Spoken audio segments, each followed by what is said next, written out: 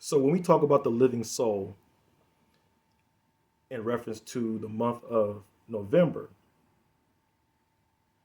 the this month is overseen by the soul conservator. Okay. And the soul conservator is a feminine dominant energy. And some of you probably have noticed over the last 2 months, the energy been kind of a little bit different compared to prior. So when you look at July, August, and September, those were masculine months within the, in the living soul guidance system. And so then all of a sudden it shifted into October, which that switched to a feminine, submissive energy, which was the soul nurturer. And so you could feel the shift. And now we're in to the soul conservator, which is a feminine dominant. So you can probably feel that the pace, you know what I mean? We can tell in the seasons change as well, which is obvious, but the pace has changed because the energy positions have changed. So the soul conservator is overseeing this month of November. And so the soul conservator, what it emanates is it emanates several things. One thing is it emanates a level of magnetism. It emanates efficiency. It's it's definitely really into its inner health, its inner maintenance. It's into consistency in terms of domestic affairs, finances, and everything, and etc. So anything dealing with that requires consistency. That's the soul conservator. Because the soul conservator is also about how we expend our energy, and so it reminds us to be more um, efficient with our energy. So the soul conservator is about being decisive. Um, it's unique because it's a dominant feminine energy, so it can assert itself, but it asserts itself differently. So it's exerting itself like, look, let's be decisive, let's be resourceful. Also, it exercises a level of accountability by being very managerial. So it is very good at managing the inflows and outflows in life, in relationships, uh, money, and etc. So the soul conservator kind of brings a different type of energy as it begins to influence all the other different soul archetypes that moves in and out throughout the month. So, so for this month, the soul conservator is at rain. Okay, but the house that is in position right now is up under the number six, and the number six inside the living soul represents the inner seek house. And so the inner seek house falls up under the domain. In other words, this pool of energy that really revolves around uh, introspection and inspiration. So what does that has to apply to us?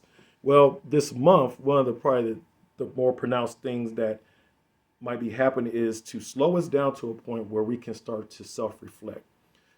So we also can receive inspiration. Sometimes we're so busy that we can't really tap into our intuition becomes blunted because we can't hear within inside ourselves what the spirit is really giving us in terms of directions that we need to take.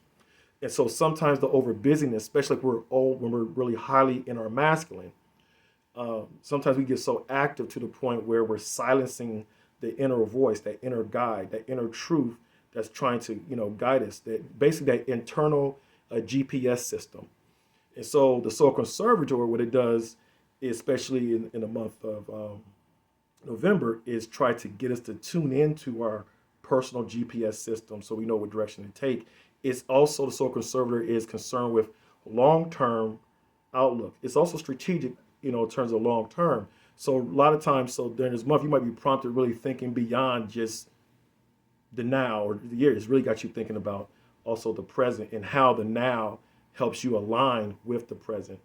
And so one of the things is the soul conservator is also is very cyclical. So it's into momentum and maintaining momentum or creating or generating momentum. And so in order for all that stuff to occur, it's going to it's going to slow us down so we can self-reflect. We're trying to introspect on certain things. For example, like relationship wise, are my relationships efficient? Is there too much energy going into them and there's nothing coming out of them? It's going to, like I said, I talked before about inspiration.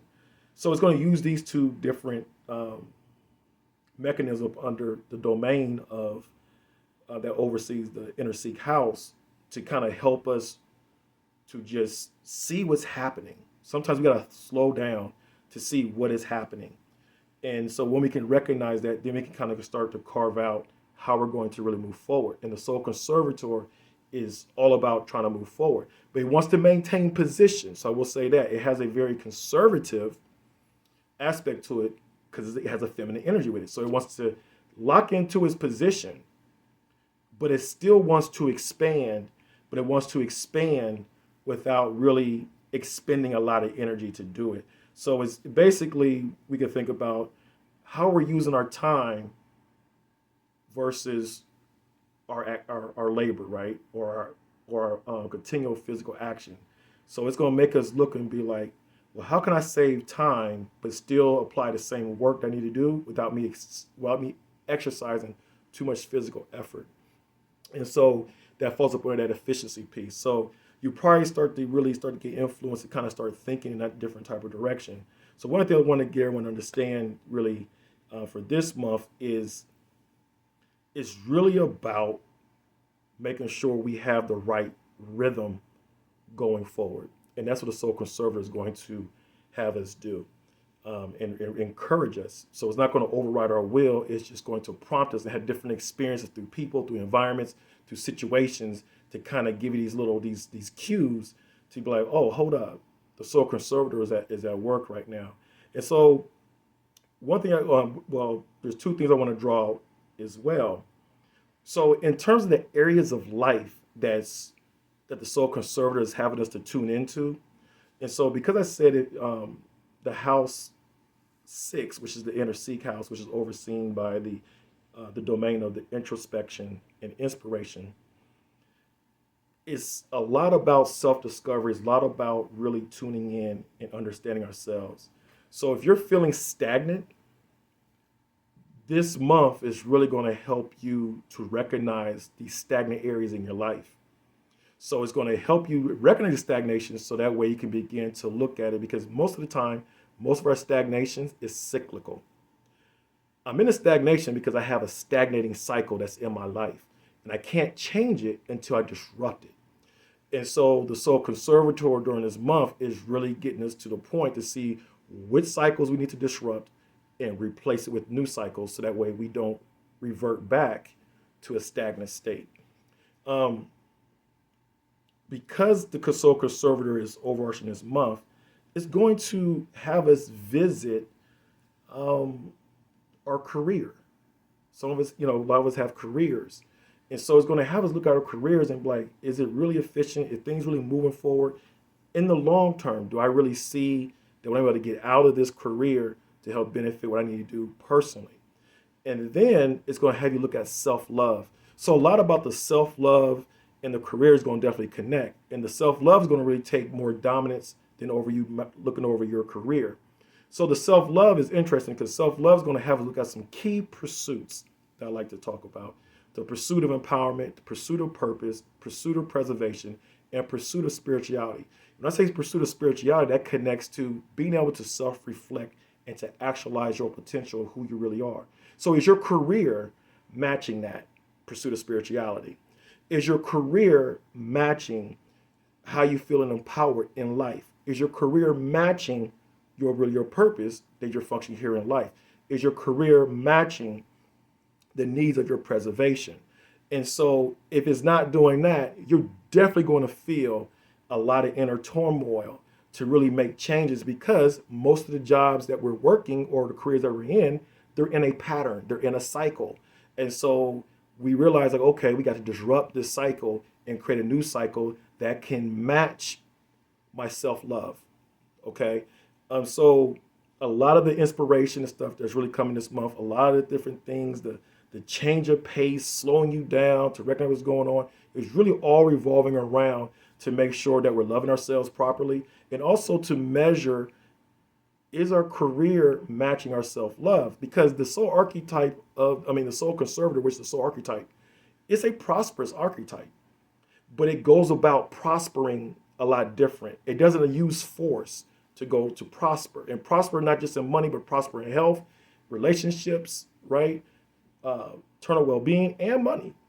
Okay, and so it's going to look. So it does, instead of using force, it goes off of magnetism or attraction. So it positions itself, because it's feminine. It positions itself to attract, and so the soul conservator is encouraging us how to, slow down, how to be efficient, how to position ourselves energetically to attract what we need. So it's a manifesting soul archetype. It's a manifesting type of month, but it doesn't seem like, because it's not aggressive. It has a dominance to it because it'll assert itself, but it's asserting itself by being patient. It's asserting itself by creating new cycles in your life. It's being assertive by putting things in place to make sure that you're efficient, that you're not overextending your energy. So the dominance through the soul conservator is going to look different than the dominance in a soul initiator, which is a masculine dominant archetype, which is going to just go, it's going to show and exude a lot more type of energy and a level of aggressiveness, where the aggressiveness in the soul conservator is going to look more feminine, but it's still dominant. Okay, and this applies to men and women alike. It's energy. It's about alignment, and we all visit these different energy positions throughout our lives, throughout different times of the month, just depending on the scenario or the journey path we're in, or just what's going on. So we tap into all of it. So some of us are just more aligned, and it's more pronounced in our energetic profile. So we can kind of tap in and exude it more. It has a stronger influence upon how we're moving. But overall, in terms of the month, we're all up under this emanation that's coming from the soul conservator. So we all can channel the things, these forces and these vibrations for us to begin to implement in our own personal life. And so, like I said, it's for this year, is really making us zero in on our self-love. And it's going to have us really look at our careers, making sure our careers matches our self-love. And so the how we're pursuing our preservation, pursuing our empowerment, pursuing our purpose, and pursuing our spirituality is really important, because that's the anchor really behind the month of November when we talk about the soul conservator. So